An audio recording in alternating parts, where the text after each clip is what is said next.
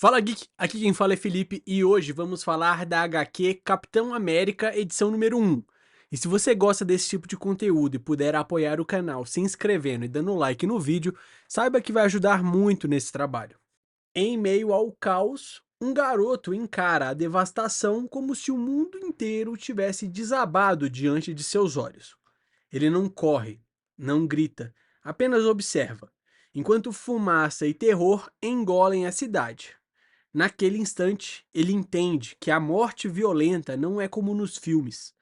Ela tem cheiro, peso e marca a alma. Em silêncio, o medo vira pergunta: vale a pena lutar por esse mundo? E mais cruel ainda, ele estaria disposto a matar para protegê-lo? Seus olhos marejados e partidos refletem uma dúvida que pode mudar tudo. Será que ele vai se tornar um assassino? Enquanto a cidade se transforma, velhos pontos de encontro desaparecem sob o peso da modernidade. O cheiro do corned beef ainda preenche o ar no restaurante restante, mas a nostalgia amarga se mistura às manchetes sobre Stark e o seu novo império tecnológico. Entre cafés e conversas sobre tempos passados, um homem observa, firme, calado, enquanto o mundo gira rápido demais ao seu redor. Nova York já não é mais a mesma, mas ele permanece. Quando a notícia de tiros interrompe a tranquilidade do momento, o homem não hesita, porque mesmo em tempos incertos, quem vive no presente está sempre pronto para agir. O sol desponta sobre a cidade enquanto o caos toma as ruas. Um policial jaz ferido. Outro luta para manter a calma enquanto a informação sobre o atirador ecoa com urgência. Ele está a caminho do prédio da ONU, com um propósito mortal nos olhos. Uma policial, abalada e sangrando, tenta compreender quem é que está diante dela. Não um colega, nem um civil comum. Quando seus olhos encontram o escudo, ela entende. Ele não é da polícia. Ele é algo maior, mais antigo. Um símbolo que renasce nos tempos de crise. E com a voz firme ele confirma: eu não sou. O rugido da moto corta o silêncio da cidade em tensão, como um raio azul, vermelho e branco. O Capitão América dispara pelas ruas, desviando de carros, ultrapassando o medo e deixando para trás qualquer dúvida sobre sua missão. Ele não veio para ser símbolo, ele veio para agir. Enquanto os civis gritam e tentam abrir caminho, ele mantém os olhos no horizonte, onde o perigo ainda é uma sombra indefinida. Um atirador solitário? Um ataque orquestrado? Não importa. Ele acelera, porque quando a justiça hesita, o escudo avança. E Steve Rogers está aqui por uma única razão: para ajudar. O espelho reflete o rosto da ameaça, frio, determinado, pronto para matar. O atirador gira no assento da moto com precisão letal, disparando em movimento. Mas o escudo surge como uma muralha viva, repelindo as balas com um som metálico de resistência. Steve reconhece imediatamente: aquele não é um lunático comum. Ele tem treinamento, tática, propósito. E mais, já percebeu que está sendo seguido. Entre curvas perigosas e tráfego urbano, os dois se enfrentam em uma dança mortal sobre rodas. Rogers aperta os punhos. Ele precisa encurtar a distância, antes que mais uma vida seja ceifada. O Capitão América ergue o escudo e, como um trovão, salta por cima dos carros, buscando a vantagem que pode decidir tudo. De cima, ele enxerga o momento perfeito. O escudo voa como uma sentença, ricocheteando até acertar o fugitivo e derrubá-lo da moto em pleno movimento. Mas o impacto revela algo ainda mais sombrio. Amarrado ao peito do atirador está o verdadeiro terror. Explosivos armados. O olhar de Steve congela. Cada segundo agora é uma bomba prestes a estourar. E num sussurro de desespero, ele implora ao destino: uma bomba! Por favor, não! O impacto com o asfalto é brutal, mas Steve se levanta antes que o eco do tombo se apague. A queda não foi perfeita, longe disso, mas ele não tem tempo para a dor. A multidão assustada recua enquanto o Homem-Bomba ressurge, disparando com desespero. O escudo retorna a tempo e o capitão corre novamente, não por glória, mas por dever. A bomba não explodiu ainda, e em meio ao caos, ele se pergunta se ainda existe fé em um mundo assim. Mas, fé ou não, ele continua, porque enquanto houver perigo, ele nunca deixará de correr em direção a ele. O homem corre como se o próprio inferno o perseguisse. Olhos vidrados, respiração descompassada e um objetivo fixo: alcançar o prédio da ONU.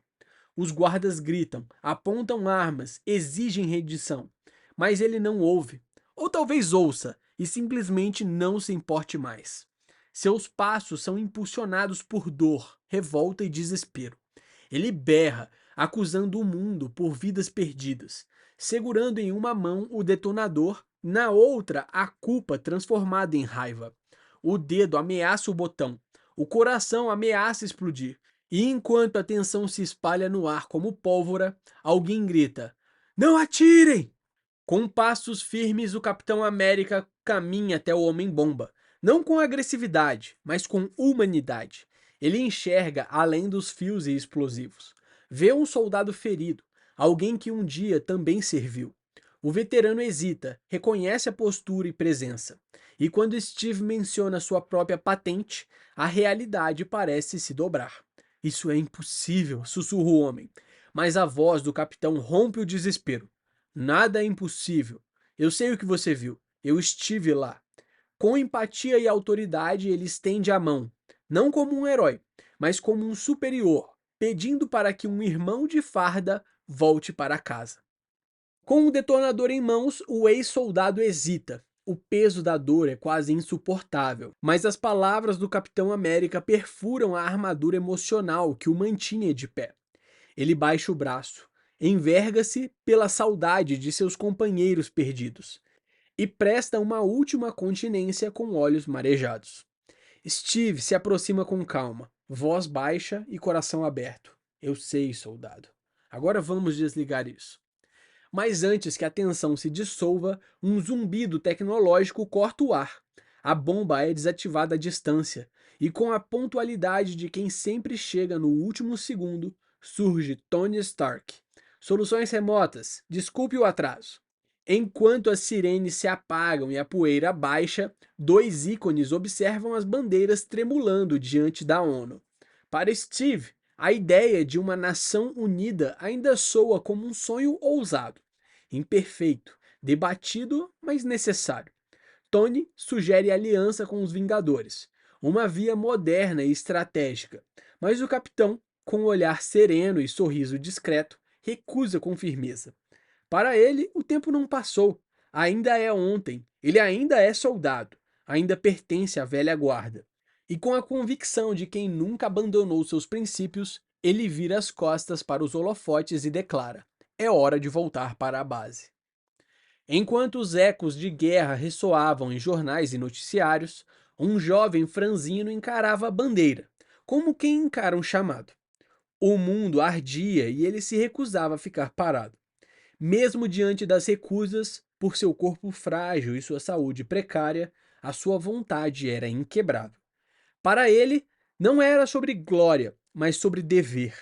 Enquanto outros homens recuavam, ele avançava. E mesmo diante de superiores, ele se mantinha firme. Não posso voltar para casa. Porque quando o mundo enlouquece, são os bons homens que são a cura. E ele estava decidido a ser um deles, custasse o que custasse. Preso a fios, cercado por olhares incrédulos, ele se move com leveza quase irreal. Cada músculo responde com precisão, cada gesto ecoa a perfeição física. Nunca vimos ninguém assim, sussurram cientistas, e não é exagero. Ele é o ápice da engenharia biológica. Um milagre vivo, moldado por um experimento esquecido pelo tempo. A dúvida paira no ar. Como isso é possível? Mas os sinais não mentem. Tudo nele aponta para um nome enterrado nos arquivos da Segunda Guerra. E enquanto imagens antigas preenchem as telas, a verdade vem à tona. O super soldado está de volta. O impossível se tornou real. Ele caiu no Atlântico, congelou e sobreviveu. Décadas se passaram, mas seu corpo resistiu, como se o tempo tivesse apenas pausado. Quando os Vingadores encontraram o casulo de gelo, Descongelaram não só um homem, mas uma lenda viva. Alguns duvidaram, mas diante da precisão, do poder e da postura, a dúvida evapora. Ele é o original. O super soldado desperta com fúria controlada, quebrando máquinas como se reafirmasse a sua existência. Cada golpe é um lembrete. O mundo pode ter mudado, mas Steve Rogers ainda está aqui e ele está pronto para lutar. Diante do general Thaddeus Ross, Steve Rogers permanece firme. Mesmo cercado por olhares desconfiados e perguntas incisivas, o mundo mudou. O Pentágono é novo, e os aliados agora têm armaduras brilhantes em vez de medalhas antigas. Mas Steve não se curva ao tempo. Questionado sobre o porquê voltou, por que escolheu esse lugar, ele não titubeia. As lembranças ainda queimam. Rostos, batalhas, sacrifícios. Ele viu o melhor e o pior da humanidade. E mesmo assim voltou, porque enquanto houver guerra, injustiça e escuridão, ele sempre escolherá estar onde é mais necessário, mesmo que o mundo diga que o seu tempo já passou. Diante da bandeira que sempre defendeu, Steve abre o coração. Suas perdas, suas dores, os nomes que ficaram congelados no passado. Bucky, seus pais, seus amigos. Tudo o que conhecia se foi, mas há algo que permanece: o dever, a honra e o seu propósito. Ele reencontra sentido entre os que ainda servem, entre os que lutam não por glória, mas por algo maior. E o general compreende, com respeito no olhar e reverência na voz. E assim, com um aperto de mãos e uma nova missão à frente, o Capitão América não apenas retorna ao exército, ele retorna ao seu lar. Em meio a um telefonema carregado de dor e convicção, um jovem soldado enfrenta a guerra antes mesmo de pisar no campo de batalha. Sua mãe, aflita, implora para que ele volte, tentando convencê-lo de que o mundo não precisa de mais sangue. Mas ele está irredutível, não por vingança, mas por propósito. Quer ajudar, quer impedir que outros sofram como ele sofreu. Enquanto lágrimas caem, vozes zombeteiras o cercam, chamando-o de chorão. Mas o que eles não veem é que coragem não é gritar na frente dos outros, é continuar mesmo quando a dor grita por dentro. Cada queda era uma lição, cada soco uma lembrança de que o mundo não dá trégua aos que são diferentes. Ele não era forte, não era temido, era apenas um garoto que carregava nas costas a coragem de quem se recusa a ceder. Chamavam-no de piada, de fardo, de problema, mas ele se levantava, sempre. Rosto inchado, punhos cerrados, olhos ardendo não de dor, mas de dignidade. Eu não estou chorando, ele dizia, mesmo quando a dor parecia insuportável. Porque para quem nunca teve poder, resistir já é um ato de heroísmo. E ele resistia, todos os dias. No coração de uma cidade em chamas, o caos se desenrola com violência colossal. O Quarteto Fantástico luta com tudo o que tem, mas a criatura monstruosa não cede. Susan força seus campos, Johnny queima com fúria, e Ben, mesmo aprisionado, responde com força bruta. No momento em que tudo parece prestes a ruir, uma presença firme surge entre os escombros. O Capitão América, com uma postura de julgamento e propósito.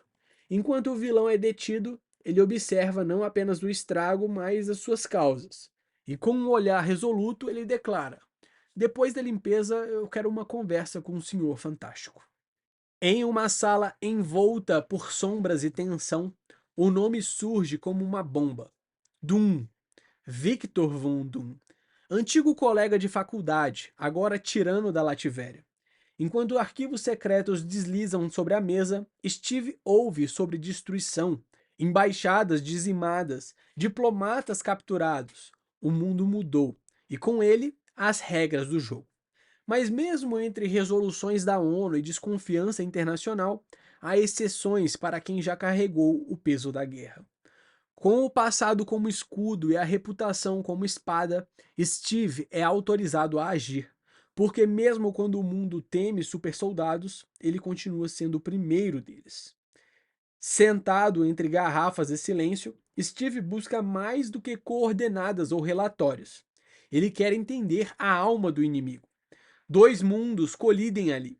O passado que ele deixou congelado e o presente, onde figuras como Doom ascendem no vácuo do medo. Seria esse o novo Hitler? Um novo tirano prestes a incendiar o mundo? Reed Richards o tranquiliza. Doom não odeia povos, apenas o vazio dentro de si. Mas a conversa é interrompida por um fã empolgado, lembrando a todos que, apesar das façanhas, os heróis ainda são humanos. E Richards, com um sorriso cansado, resume: Eu sou só um cara. Na calada da noite, dois gigantes caminham lado a lado, trocando verdades tão pesadas quanto suas responsabilidades. Rich confessa que, por trás do nome grandioso de Senhor Fantástico, há alguém que prefere desaparecer. Não por medo, mas por humildade. Enquanto isso, Doom se esconde atrás de sua armadura, alimentando o ego em cada peça metálica. Steve quer saber como detê-lo. Reed hesita, mas oferece respostas, não certezas. No silêncio que segue, uma lembrança brota. O meu pai te adorava. A admiração do passado agora pesa como herança, e o mundo inteiro aguarda o próximo passo do homem que voltou no tempo certo. À beira da noite, sob o olhar silencioso da Estátua da Liberdade, um gesto pequeno carrega o peso de uma geração. Reed estende a Steve uma miniatura sua, símbolo da admiração de milhões. Para muitos, o Capitão América é mais do que um herói. É um ideal. Alguém que enfrentou o medo quando ele tinha rosto. Alguém que continua de pé, mesmo quando tudo desmorona. Steve segura a figura com reverência e sorri com tristeza ao perguntar de Bucky. A resposta vem com ternura e orgulho. Você pode apostar que também fizeram um boneco dele. Dois homens, duas eras, unidos por esperança. Na escuridão dos alojamentos, um jovem escreve à luz de uma lanterna, determinado a servir o seu país. Mesmo sendo o garoto franzino e intimidado do Brooklyn, mas essa vontade inabalável logo é confrontada com a brutalidade do mundo real. Um oficial o agride, o humilha, o arrasta pela chuva como se ele fosse nada. Cada golpe vem acompanhado de palavras cortantes: erro, vergonha, fraqueza. E ainda assim, mesmo com o rosto ensanguentado e o corpo tremendo, ele encara o mundo com firmeza. A voz dele treme, mas sua alma permanece firme. Eu não estou chorando, porque ele sabe que a dor é apenas o começo. Mesmo sangrando, cambaleando sob a tempestade, o garoto encara o sargento com os punhos erguidos e o olhar firme. Eu não vou embora, ele declara. De dentro do alojamento, os outros recrutas assistem atônitos, alguns com espanto, outros com satisfação silenciosa. O sargento perde o controle. Os golpes vêm como marteladas, ossos estalam, o sangue escorre. Mas mesmo esmagado, o garoto resiste. Entre dentes quebrados e olhos turvos, ele sussurra como uma última fagulha de força que lhe resta: Nunca vou embora. Não importa o quanto ele apanhe, ele simplesmente não desiste. A vida de Steve Rogers está ali, exposta em vitrines, cartas, fotos, pedaços de uma história congelada no tempo. Ele observa tudo em silêncio, lembrando-se de quem era. Um garoto de guerra crescendo sobre o peso da liderança. Para o mundo, ele se tornou um símbolo, um mito, mas para si mesmo, ele era apenas mais um soldado tentando sobreviver e lutar por liberdade. Enquanto caminha entre as sombras do passado, Steve questiona o que o mundo construiu sobre ele. Será que ele pode aceitar esse papel de lenda viva? Ou isso o afastaria de sua essência? Ele segura uma carta antiga, o rosto mergulhado na dúvida. Será que as estrelas e listras agora serão a sua armadura? No silêncio do hospital, o som fraco da respiração do garoto ecoa entre camas vazias. Exausto e machucado, ele tenta se manter acordado, lutando contra as limitações do seu próprio corpo. Um homem se aproxima, entrega sua bombinha de asma, junto a um exemplar do livro do Capitão América. O homem observa o garoto com seriedade. Deve ser cansativo, ele diz. Ter a alma que quer mais, mas o corpo que sempre diz não. Mas então ele reconhece: o garoto não desistiu. Mesmo sendo o recruta mais fraco que ele já viu, ele não ficou no chão. E então, como quem oferece uma chave para um destino maior, ele propõe: e se eu dissesse que posso curar a sua asa? Em uma sala de comando de alta segurança, a tensão paira no ar. O capitão é chamado às pressas. O último espião infiltrado na Lativéria desapareceu. E agora, toda a operação está por um fio. A única esperança está em um ponto de infiltração chamado Dunstad, se ainda for seguro. O diálogo revela a gravidade da missão. 3 possíveis locais para os reféns e uma única fonte de informação confiável. Marius Wolff, líder da resistência lativeriana, escondido em um refúgio ao nordeste da cidade. Mas a incerteza reina: se ele ainda estiver vivo, se alguém ainda estiver vivo. Nenhuma comunicação, nenhum resgate à vista. Então vem a pergunta crucial: quão pequeno é o nosso time de entrada? E com a confiança de quem já enfrentou o impossível, o capitão responde com firmeza: o que importa não é o tamanho da equipe. Em uma sala tensa, os membros da equipe vão sendo apresentados. Terry Mendonça, o Steel, cumprimenta com entusiasmo: você é ele mesmo? E pergunta, surpreso ao ver o capitão: sou. A resposta vem firme. Julie Slate entra em cena, marcada pela precisão e atitude. Ela é atiradora de elite da SEAL Team X, parte dos lendários Howling Commandos. Mas logo deixa claro: somos fuzileiros navais, soldado. A missão parte às 4 da manhã. A equipe parece pequena. Somos uma equipe de 3? Questiona o capitão. Não, senhor, responde Julie, enquanto uma sombra se projeta pela sala. Não somos. A narrativa volta à mente de Steve. Então eu saí para o mundo. A pergunta era simples: posso parar os valentões? E o escudo gira no ar com um propósito, como sempre fez. Diante de uma multidão atenta, a estátua de um antigo tirano desaba lentamente. O símbolo do passado opressor cai com estardalhaço, enquanto o escudo do Capitão América reflete a luz de um novo dia.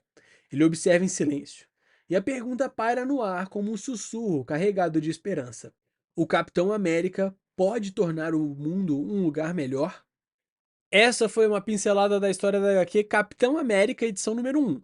Eu espero que você tenha gostado. Não esquece de deixar o seu like e se inscrever no canal para acompanhar de perto mais histórias como essa. Valeu!